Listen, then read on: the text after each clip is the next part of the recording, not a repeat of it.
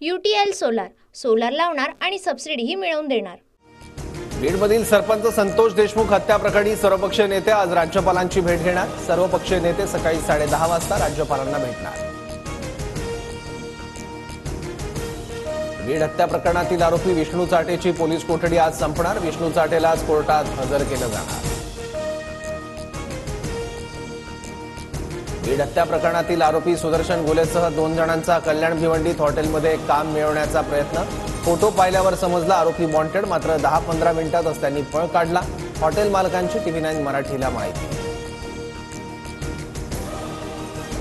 फरार असतानाचा आरोपी सुदर्शन गुलेचा फोटो समोर। ओळख लपवण्यासाठी गुलेनं स्वतःच्या मिशा काढल्या, तर आरोपी सुधीर सांगेनं टक्कल केलं होतं।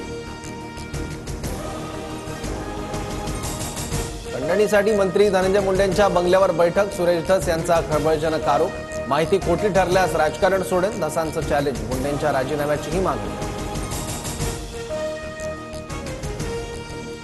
महायुतीत दरी निर्माण झाल्यास सुरेश धस जबाबदार राहतील। मुख्यमंत्र्यांनी धसांना आवर घालावा। मुंडेंवरील आरोपानंतर अमोल मिटकरी आक्रमक।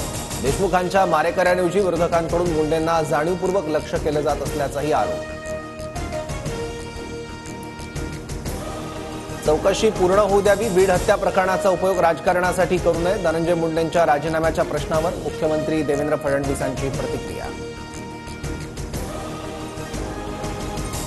पंकजा आणि धनंजय मुंडेंच्या कार्यकर्त्यांकडून मला धमकीचे फोन। सामाजिक कार्यकर्त्या अंजली दमन यांचा गंभीर आरोप। धमकी देणाऱ्यांवर गुन्हा दाखल करण्याची सरकारकडे मागणी।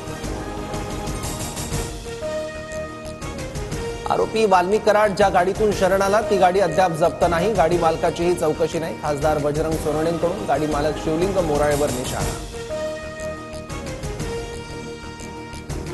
उपमुख्यमंत्री एकनाथ शिंदेंना धमकी देताना तरुणाचा व्हिडिओ व्हायरल। ठाण्यातील श्रीनगर पोलीस ठाण्यात गुन्हा दाखल। तरुणाचा शोध सुरू। सारे भिकारी शिर्डीत जमा झाल्यानं मोफत अन्नछत्र बंद करा। भाजपचे माजी खासदार सुजय विखेंच्या वादग्रस्त विधानावरून साई भक्तांमध्ये संताप। सुजयचं विधान भावना दुखावणार आहे मान्य करतो। वडील राधाकृष्ण विखेंची कबुली। मुलगा मात्र भिकाऱ्यांवरून केलेल्या विधानावर ठाम।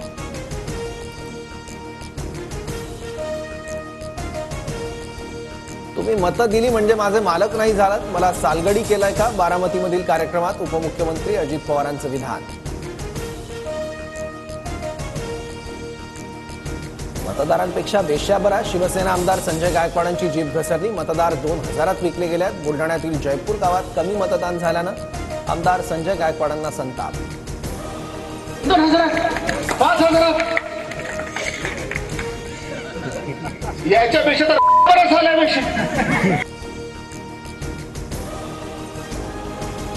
जायकवाडीच्या धरणात ऊर्ध्व भागातून येणारं पाणी 7% कपात करण्याचा निर्णय। माजी आमदार राजेश टोपेंकडून निषेध व्यक्त। आपल्या हक्काचं पाणी सोडू नका, ठरावाला विरोध करण्याचं मराठवाड्याला आवाहन।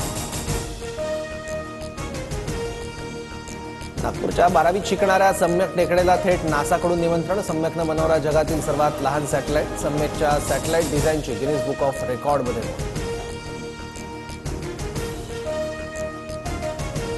उत्पन्न वाढीसाठी मुंबई महानगरपालिका पंचतारांकित हॉटेल बांधणार। दहिसर टोल नाक्यावरील मोकळ्या जागेत 131 खोल्यांचं हॉटेल बांधण्यात येणार। कुंभमेळ्यासाठी पुण्यातून विशेष ट्रेन सुटणार। 15 जानेवारीला रात्री 10 वाजता ट्रेन सोडण्यात येणार असल्याची माहिती।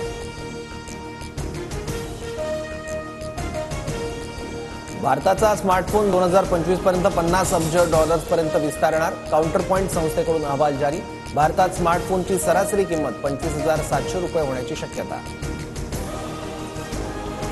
चीनमध्ये HMPV व्हायरसच्या पार्श्वभूमीवर महाराष्ट्राचा आरोग्य विभाग सतर्क। राज्यातील सर्दी आणि खोकल्यांच्या रुग्णांचं सर्वेक्षण करण्याच्या सूचना। तर राज्यात HMPVचा एकही रुग्ण नसल्याची माहिती। UTL सोलार, सोलार लावणार आणि सबसिडीही मिळवून देणार।